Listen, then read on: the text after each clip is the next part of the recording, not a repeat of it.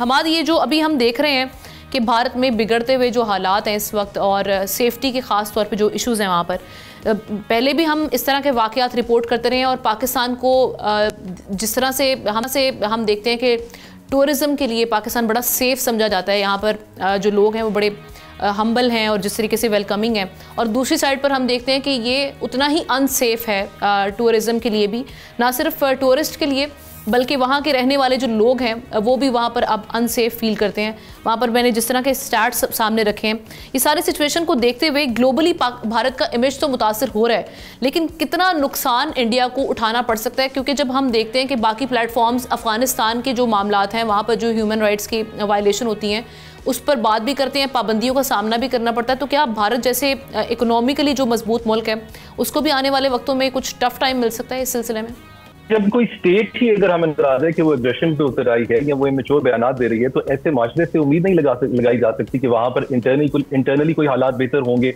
ہر چیز کا ایک ٹرکل ڈاؤن افیکٹ ہوتا ہے۔ اگر کوئی حکومت انٹرنیشنل آبلیگیشنز ہی پوری نہیں کر رہی تو اس کا ریفلیکشن ہمیں اس کے internal law and order situation میں ضرور نظر آئے گا۔ ہم لوگ ہمیشہ سے ایک کہاوت سنتے آئے ہیں کہ آپ جس چیز کا بیج لگائیں گے وہی کاٹیں گے۔ اس کا مطلب یہ ہے کہ اگر آپ نے گندم کا بیج لگایا تو گندم ہی کی فصل ہوگی، ممکن ہی نہیں ہے کہ اگر گندم کا بیج لگایا تو آگے سے چنا نکل آئے۔ سیاستدان جو تقاریر کرتے ہیں اپنی کیمپینز کے دوران، اعلانات کرتے ہیں یا گورنمنٹ میں آنے کے بعد جو پالیسیز رکھتے ہیں، یہ وہ بیج ہوتی ہیں جس کا خمیازہ کچھ عرصے کے بعد جس کو فصل کی صورت میں عوام کو کاٹنا پڑتا ہے، اس کی قیمت ادا کرنی پڑتی ہے۔ اس وقت جو سارا ذکر آپ نے کیا، لا اینڈ آرڈر کا بتایا، سٹیٹس بتائے، یہ ساری صورتحال ایسی ہے بھارت کی جس کا ذمہ دار صرف اور صرف بھارت کی اپنی بنائی ہوئی ایکسٹریمسٹ پالیسیز ہیں، یہ اپنی انٹالرنٹ پالیسیز ہیں جو اس کے سامنے آ رہی ہیں۔ آپ نے جیسے کہا کہ وہاں کے اپنے لوگ بھی محفوظ نہیں ہیں، تو وہاں نظر آتا ہے کہ وہاں کے رہنے والے ایک مخصوص طبقہ، مائنورٹیز کا، خاص طور پہ مسلمان، ان کو تو ہر وقت ٹارگٹ کیا جاتا ہے، ان کی ریلیجس آئیڈینٹی کو، سوشل آئیڈینٹی کو مشکوک بنایا جاتا ہے۔ تو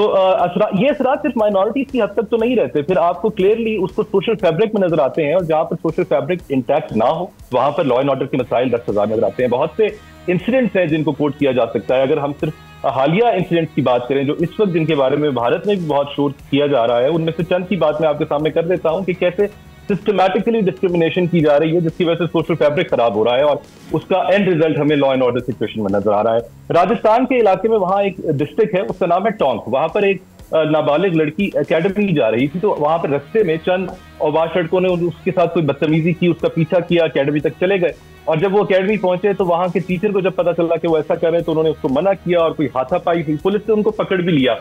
یہ انسیڈنٹ اٹسیلف ایک بہت بدنما انسیڈنٹ ہے، ایسے نہیں ہونا چاہیے۔ وہاں پر خواتین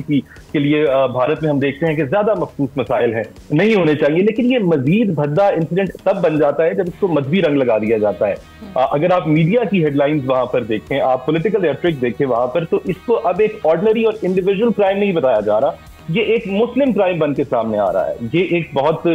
میرے نزدیک تو ایک بہت بڑی سوشل پرابلم ہے، بہت بڑی لیگل پرابلم ہے بھارت کے لیے، کہ وہاں پر جب بھی کوئی ایکیوز اگر مسلمان ہوتا ہے، اس جرم میں کوئی مسلمان سامنے آتا ہے، اس کے اوپر الزام لگتا ہے، تو اس کو ایک بہت ایکسٹریمزم کے نظریے کے ساتھ، اسلاموفوبک لینس کے ساتھ فریم کیا جاتا ہے۔ اس کا نتیجہ یہ ہوتا ہے کہ جو انسیڈنٹ ہوتا ہے اس کے فیکٹس بھی ڈسٹارٹ ہو جاتے ہیں، معاشرے میں مزید نفرت بھی پھیلتی ہے، جسٹس اس انسیڈنٹ میں بھی سامنے نہیں آتا، اور ساتھ ہی ساتھ جو مائنورٹی انوالو ہوتی ہے اس کو کلیکٹیولی تمام لوگ سسپیشس نظر سے دیکھنے لگتے ہیں۔ ایک اور خبریں جو اس وقت بہت سامنے آ رہی ہیں وہ یو پی کے بارے میں ایک خبر ہے۔ وہاں پر بتایا گیا ہے کہ بریلی کی وہ خبر ہے۔ آپ اور ہم جب کسی دوسرے ملک میں جاتے ہیں، کسی شہر میں جاتے ہیں، تو ہم اکثر دیکھتے ہیں کہ وہاں کے شہر کے لوگ کچھ مخصوص نعرے، سلوگن،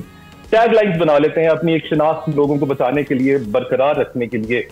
یہ نعرے شہروں کے نام پہ بھی ہوتے ہیں، اگر کوئی اور چیز ان کے دل کے قریب ہے تو اس کے بارے میں ہوتے ہیں، جیسے کہ آئی لو استنبول، اس قسم کے آئی لو لنڈن، ایسے آپ ٹیگ لائن دیکھتے ہیں۔ بریلی کے مسلمانوں نے ایسی ایک ٹیگ لائن بنانے کی کوشش کی، انہوں نے ٹیگ لائن بنائی آئی لو محمد صلی اللہ علیہ وسلم۔ یہ ہمارا وہ عقیدہ ہے جو آپ کی اور میری شناخت کا حصہ ہے، یہ ہم سے کوئی نہیں چھین سکتا، لیکن بھارت کی حکومت نے اس کو ایک مختلف نظریے سے دیکھا۔ انہوں نے اس کو ایسا سمجھا کہ جیسے کوئی بہت بڑی بغاوت شروع ہو گئی ہے۔ اس علاقے میں انٹرنیٹ کو کافی دیر کے لیے بند کر دیا گیا، ان لوگوں کے اوپر بے تحاشا لاٹھی چارج کیا گیا، ان کو بختر بند گاڑیوں میں ڈالا گیا، اٹھا لیا گیا وہاں سے۔ تو ایسے انسیڈنٹس جب ہمارے سامنے آتے ہیں تو یہ چہرہ مزید بے نقاب ہوتا ہمیں नजर आता है कि वहां पर आप लोग ये तो कह सकते हैं कि आई लव सचिन या आई लव काओ या कुछ भी कह सकते हैं, मगर आप अपने मजहबी फ्रीडम का इजहार नहीं कर सकते। I love Mohammad piece B upon him नहीं कह सकते। और ये बात ऐसा नहीं कि हम पाकिस्तान में बैठ के कह रहे हैं, वहां के अपने लोग इस चीज को मान रहे हैं, उनके मेंबर पार्लियामेंट इस बात को मान रहे हैं कि वहां पर आप भारत में आई लव मोदी तो कह सकते हैं, लेकिन आई लव मुसलमान कहने के ऊपर आपके ऊपर कई मसाइल सामने आ जाएंगे, लॉ एंड ऑर्डर का नाम लिया जाएगा, आपके राइट्स को सप्रेस किया जाएगा। ये कॉन्स्टिट्यूशनली एक बहुत बड़ा डबल स्टैंडर्ड है, जो डेंजरस डबल स्टैंडर्ड है जो भारत लेकर चल रहा है। वहां के आइन के अंदर एक कहा तो गया है कि तमाम लोगों को फ्रीडम ऑफ एक्सप्रेशन होगा, माइनॉरिटीज को भी फ्रीडम ऑफ रिलीजन होगा, और इनको गारंटी दी जाएगी और उनको प्रोटेक्ट किया जाएगा, लेकिन ये सारी बातें सब झूठी हो जाती हैं जब हम देखते हैं ऐसे इंसिडेंट्स को देखते हैं जहां पब्लिक ऑर्डर के नाम के ऊपर उसका एक्सक्यूज बनाकर राइट्स को सप्रेस कर दिया जाता है। इन दोनों इंसिडेंट्स को अगर आप इकट्ठा करके भी देखें तो आपको समझ आती है कि जहां पर मुसलमान आएंगे वहां पर वो मुस्लिम क्राइम बन जाएगा, वो एक ऑर्डिनरी क्राइम नहीं रहेगा, और जहां पर माइनॉरिटीज आएंगी या माइनॉरिटीज में कोई भी आएगा तो वो अपने रिलीजन को ओपनली एक्सप्रेस नहीं कर सकते, अपने रिलीजियस फीलिंग्स को एक्सप्रेस नहीं कर सकते। ऐसे में जैसा मैंने कहा कि जब ऐसा माहौल बन जाता है तो सोशल फैब्रिक इंटैक्ट नहीं रहता, जिसकी वजह से लॉ एंड ऑर्डर के मसाइल होते हैं, क्योंकि लॉ इन्फोर्समेंट के ऊपर लोगों का भरोसा नहीं रहता, लोग लॉ इन्फोर्समेंट कानून नाफिज करने वाले इदारों के ऊपर भरोसा नहीं करते। सब्सक्राइब करें और बेल दबाएं ताकि कोई खबर रह न जाए।